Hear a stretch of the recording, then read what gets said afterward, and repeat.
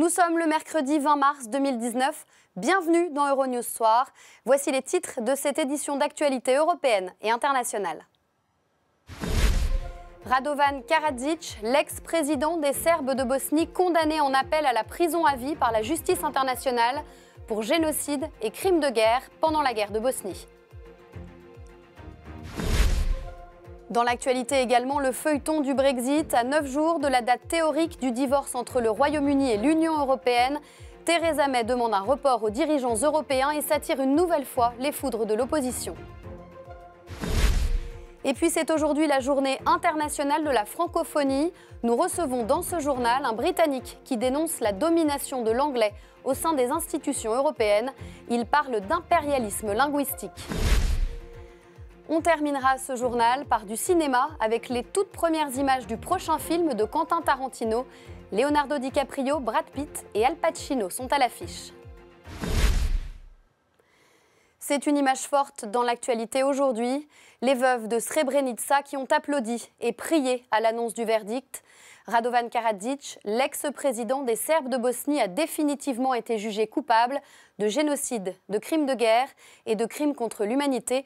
La justice internationale l'a condamné en appel à la prison à vie. Christelle Petrongari. Radovan Karadzic, condamné à la prison à vie. La justice internationale a rejeté l'appel de l'ancien chef politique des Serbes de Bosnie et a durci sa peine initiale de 40 ans de prison pour les crimes commis durant la guerre de Bosnie. Une victoire et un soulagement pour les familles des victimes du bourreau de Srebrenica. Ces veuves, accompagnées de leurs proches, n'attendaient qu'une confirmation qu'ils ne recouvrent jamais la liberté.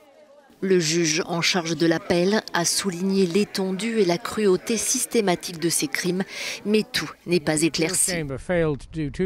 La chambre d'appel a omis de faire deux choses que d'autres auraient pu souhaiter, à savoir trouver l'intention génocidaire, pas seulement en 1995 mais à partir de 1992, et elle n'a fait aucune constatation qui aurait pu relier ce qui est arrivé aux habitants de Srebrenica, les Bosniaques musulmans là-bas et ailleurs, à la Serbie.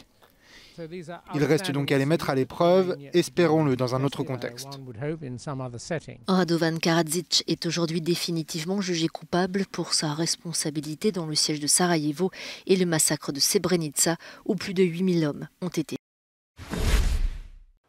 À 9 jours de la date prévue du Brexit, Theresa May a demandé aux dirigeants européens un report de 3 mois pour éviter à son pays une sortie sans filet.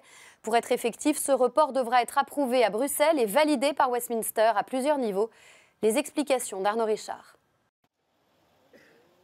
C'est la seule option restante pour éviter un départ sec du Royaume-Uni de l'Union européenne le 29 mars. Face au blocage de Westminster sur l'accord de Brexit qu'elle a déjà proposé 2 fois, Theresa May se résout à demander un report de 3 mois au Conseil européen pour faire sortir son pays de l'UE.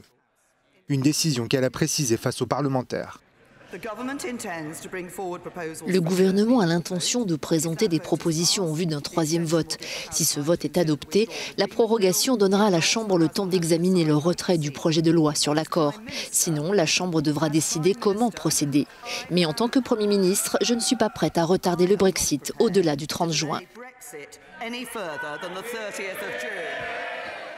Face à elle, le chef de file de l'opposition travailliste a eu des mots très durs pour qualifier l'attitude du gouvernement. Le feuilleton du Brexit vampirise la vie politique britannique depuis 3 ans.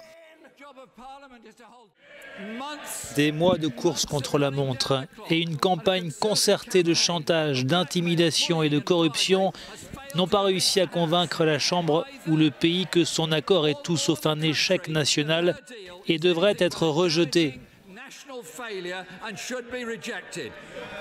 Ils n'ont plus de temps, plus d'idées. Les gens, Monsieur le Président, partout dans ce pays sont inquiets et frustrés par l'incapacité totale de ce gouvernement à trouver une solution à la crise.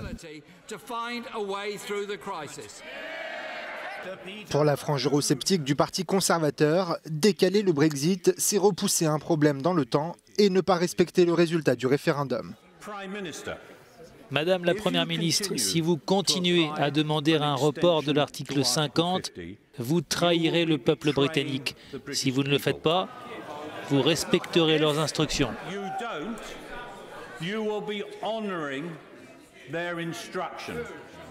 La partie pro-Union européenne de la Chambre des communes n'est-elle non plus pas satisfaite?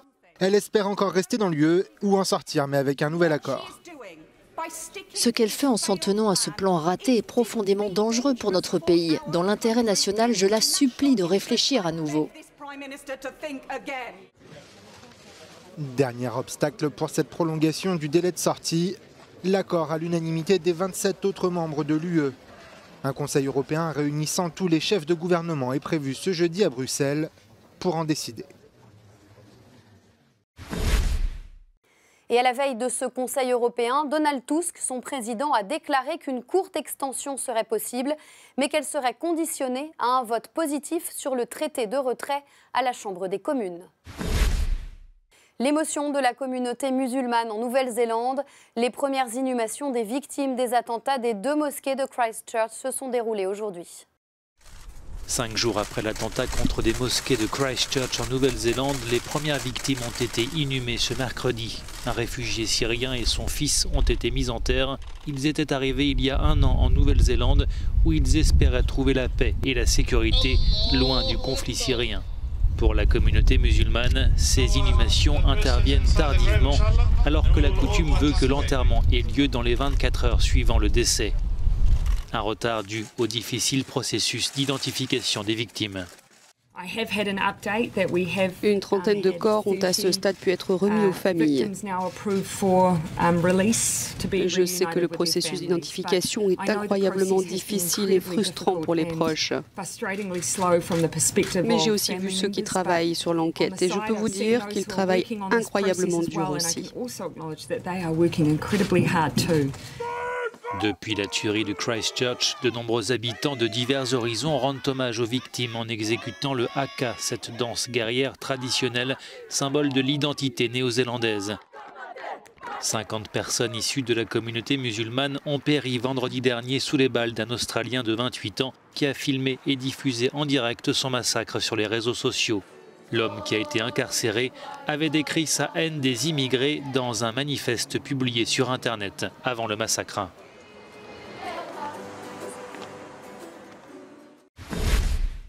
Trois jours de deuil ont été décrétés au Mozambique, pays meurtri et dans une situation d'urgence absolue. Après le passage du cyclone Idai, de terribles inondations frappent le territoire. 350 000 personnes se trouvent en zone inondée et potentiellement en danger imminent de mort selon le gouvernement. Stéphane Amalian. Le cyclone Idai qui a frappé l'Afrique australe la semaine dernière a tué au moins 300 personnes au Mozambique et au Zimbabwe selon un dernier bilan. Le Mozambique, l'un des pays les plus pauvres du monde, se retrouve paralysé par ce qui pourrait être considéré comme le cyclone le plus meurtrier jamais enregistré à ce jour dans la région, d'après plusieurs ONG.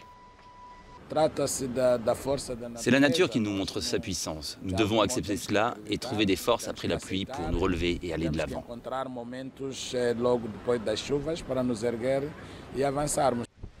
Selon le gouvernement du Mozambique, une surface d'un rayon de 100 km serait actuellement totalement inondée dans le centre du pays, isolant 350 000 personnes. Un véritable océan au milieu des terres d'après une source humanitaire.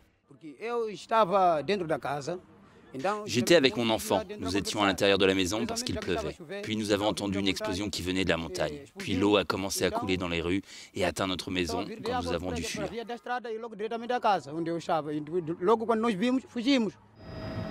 Alors que de nouvelles pluies sont attendues dans les prochains jours, les opérations de secours continuent par hélicoptère, avec des personnes parfois coincées sur leur toit ou dans les arbres depuis plusieurs jours. Des secours qui peinent à atteindre les zones reculées car de nombreux ponts et routes ont été emportés par les eaux. Plusieurs barrages menacent aussi de céder alors que l'aide humanitaire s'organise pour acheminer de la nourriture.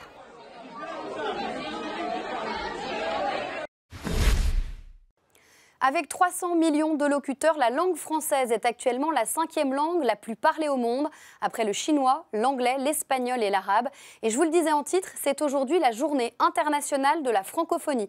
Pour en parler, je reçois Robert Philipson, auteur du livre « La domination de l'anglais, un défi pour l'Europe ».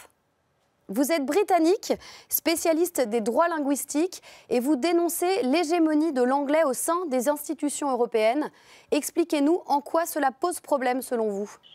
Par exemple, si vous allez sur le site pour avoir des renseignements, vous avez le tout sur le site web en anglais beaucoup en français et très peu dans les autres langues. Et il y a 24 langues des 28 États membres qui ont en principe le même droit. Jusqu'à l'arrivée de la Grande-Bretagne et l'Irlande au Danemark en 1972, le français avait un rôle dominant. Ça a été petit à petit, venu à une dominance de l'anglais et la façon de penser en anglais qui domine comment fonctionnent les institutions. Est-ce que vous pensez que le Brexit va changer la donne ? À mon avis, c'est très peu probable. Il reste Malte et l'Irlande dont tout le monde, dans les fonctions européennes, utilise l'anglais.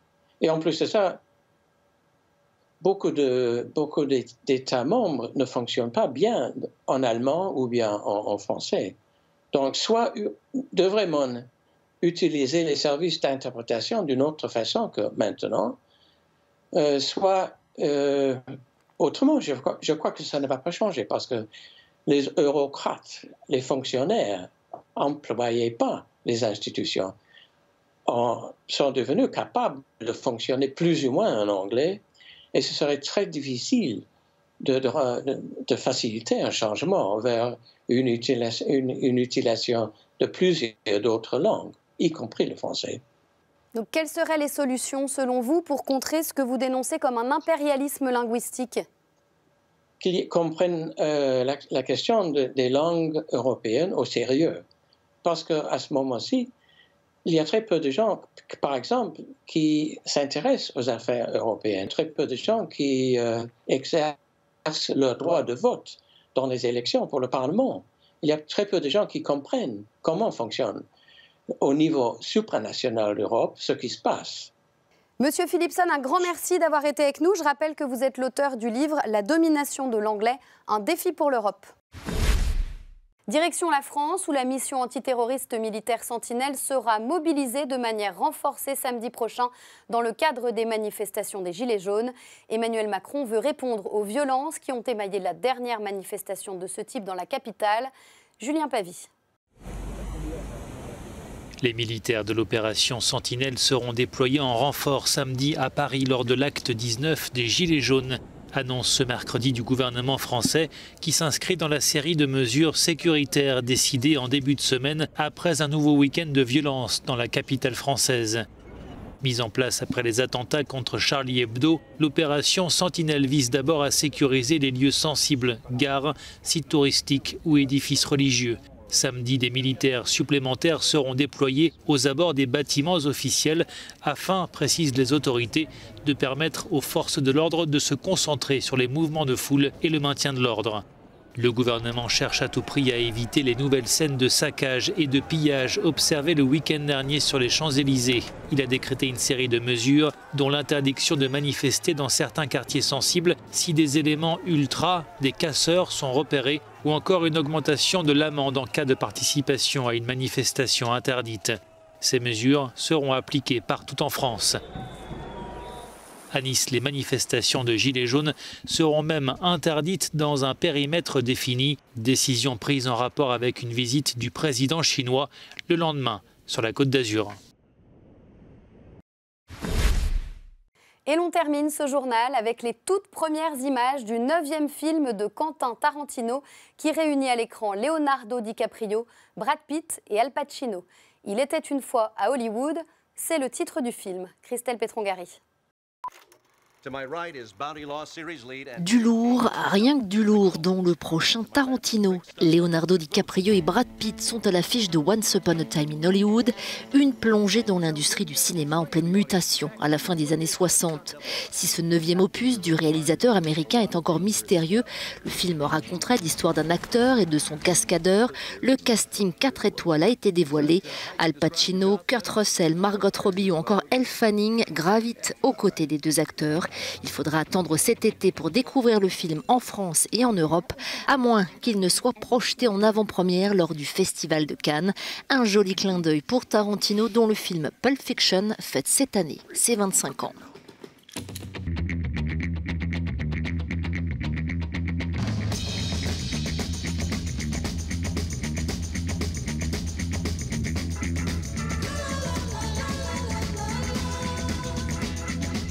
are registered as lethal weapons. We get into a fight, I accidentally kill you, I go to jail. Anybody accidentally kills anybody in a fight, they go to jail. It's called manslaughter.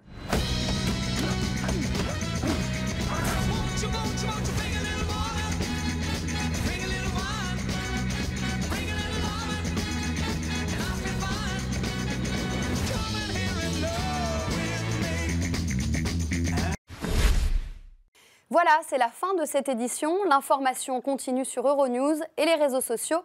Très bonne soirée, à bientôt.